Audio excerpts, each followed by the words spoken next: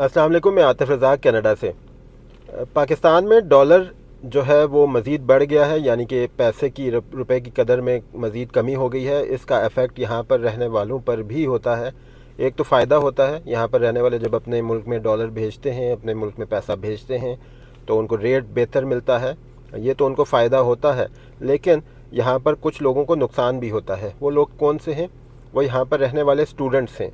ऐसे स्टूडेंट्स जिनको अभी तक घर वाले कुछ ना कुछ पैसा भेजते हैं उनकी फ़ीस की मद में, या उनके रिहाइश के जो अखराजात हैं उसके हवाले से उनके वालिदैन, उनके घर वाले जो उनको पैसा भेजते हैं, तो वो अब पैसा भेजने में भी परेशानी महसूस करते हैं, क्योंकि डॉलर की कदर में काफ़ी फ़र्क आ गया है।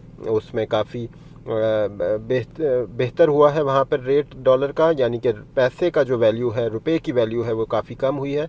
जो लोग यहाँ पर पैसा भेजते थे उनको उस तरह का बोझ महसूस नहीं होता था, लेकिन अभी ये जो डॉलर पिछले 2-3 दिन के अंदर एकदम से शूट किया है उसके रेट ने, तो काफ़ी फ़र्क पड़ा है। अभी हमारा कनाडा का डॉलर कोई 160-165 के अराउंड था, जो आजकल 190 के अराउंड पहुंच चुका है इन 2 से 3 दिनों के अंदर। तो ज़ाहिरी सी बात है, यहाँ पर रहने वाले लोग काफ़ी अफेक्ट होते हैं। जो यहाँ पर स्टूडेंट है ख़ास तौर पर, जो वहाँ से ख़र्चा कुछ मंगवाते हैं, वरना तो स्टूडेंट्स कोशिश करते हैं यहाँ से मेहनत करके अपनी फ़ीस निकालने की, अपने जो डेली के अखराजात हैं वो निकालने की। लेकिन कुछ ऐसे भी स्टूडेंट्स हैं जिनको अभी तक वहाँ से सपोर्ट मिलती है, वहाँ से उनका फ़ीस वगैरह की या उनके जो डेली अखराजात हैं उसकी मद में उनको पैसा वहाँ से आता है। लेकिन मेरी कुछ स्टूडेंट से यहाँ पर बात हुई जो अभी परेशान हैं, क्योंकि उनके वालिदैन ने, उनके घर वालों ने साफ इनकार कर दिया है कि अब हम पैसे नहीं भेज सकते, अब आप को अपना गुजारा ख़ुद करना होगा। क्योंकि एक तो वहाँ पर वैसे ही हालात नहीं हैं, बिज़नेस नहीं है, कारोबार नहीं है लोगों का, उस तरह की कमाई नहीं है, महंगाई है। जितना आप कमाते हैं ज़्यादातर महंगाई में या बिजली के बिलों में या दूसरे अखराजात की नज़र हो जाता है, तो आपके पास पीछे इतना बचता नहीं है। और जो बचता था वो चलो डॉलर का रेट इतनी हद तक नहीं बढ़ा था, जो अब बढ़ चुका है, तो अब तो तकरीबन नामुमकिन हो गया है कि वहाँ पर बैठकर यहाँ के लोगों को सपोर्ट करना, यहाँ के स्टूडेंट्स को उनकी फ़ीसें अदा करना। तो ये एक बड़ा इफ़ेक्ट हुआ है यहाँ के लोगों पर, यहाँ के स्टूडेंट्स के ऊपर।